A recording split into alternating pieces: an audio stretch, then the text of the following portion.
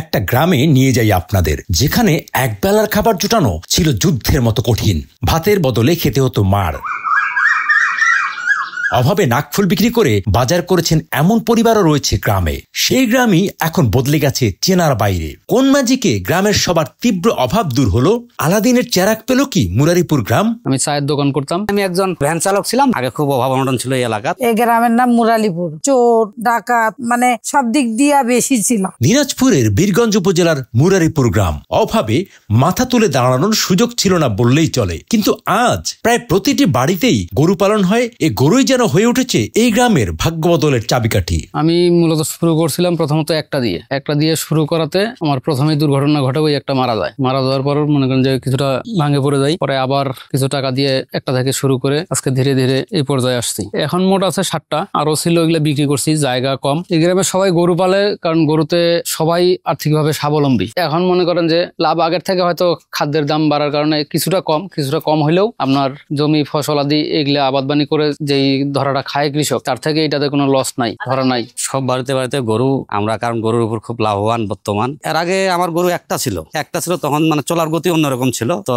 এখন মোটামুটি আল্লাহ দিলে প্রায় 8-10টা গরু আছে। তখন তো সাংসারিক অবস্থা খুব খারাপই ছিল। আর এখন দিলে হয়তো দেখা গেল হঠাৎ আমার 50-60 হাজার 1 লাখ টাকার প্রয়োজন, আমার একটা গরু বিক্রি করলে মনে করেন যে 1 লাখ 1.5 লাখ টাকা গরু আমার হয়ে যায়। গরু পালতে কিন্তু মজাই লাগে, কারণ আমরা সপরিবারে গরু খাবার দিতে যখন শুরু করলাম, হয়তো আমি আমার ছেলে, আজকে আমি গোসল করাইলাম একাই, 7-8টা গরু গোসল আমি একাই করাইলাম। কাজ করলে মানে ওটা পরিশ্রমটা বাড়ির কাজের সাথে, তো ওই জন্য একটু ভালো লাগে। আমাদের পরিস্থিতি খুব খারাপ ছিল।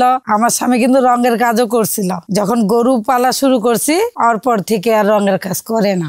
বছর শেষে মেলাই টাকা পাওয়া যায়, কমপক্ষে 10-12 লাখ টাকা এরকম আসে বছরে আসবে।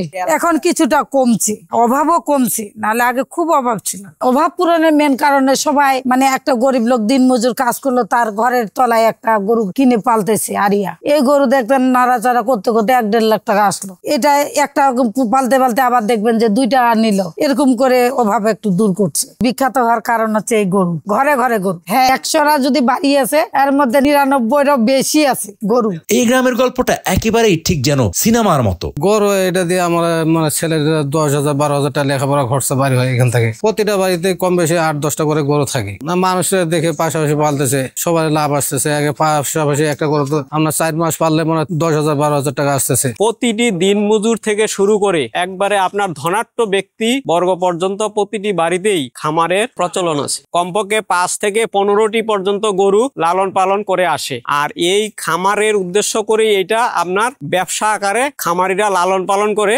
ব্যাপকভাবে উপকৃত হচ্ছে। কুরবানি উপলক্ষে বলতে কি আমাদের এখানে সব সময় গরু লালন পালন চলমান। কুরবানি ঈদের সময় তো একটু বাড়েই, কিন্তু সব সময় চলমান আছে। সর্বপ্রথম আমাদের মুরালিপুর বাজারের ডাক্তার আমাকে পরামর্শ দিল, গবাদি পশু ডাক্তার পরামর্শ দিল যে তুমি গরু পালন করো। তখন আমি বাজার থেকে, আমাদের এখান থেকে মোটামুটি 10 কিলো খোঁচাবাড়ি হাট বাজার একটা, ওই বাজার থেকে 2টা গরু নিয়ে আসছি। 2টা গরু পুষে এখন মোটামুটি আমি লাভবান। এখন মোটামুটি আমার 4টা গরু। হ্যাঁ, আমি কখনো চিন্তা করি নাই যে গরু পালন করে আমি এতটুকু লাভবান হবো বা সচ্ছলমান হবো। আমাদের দিকে এত গরু পালে প্রত্যেকটা বাড়িতেই 2টা 4টা 5টা 10টা গরু আছে, ওনারা গরু পুষে অনেক লাভবান হচ্ছে।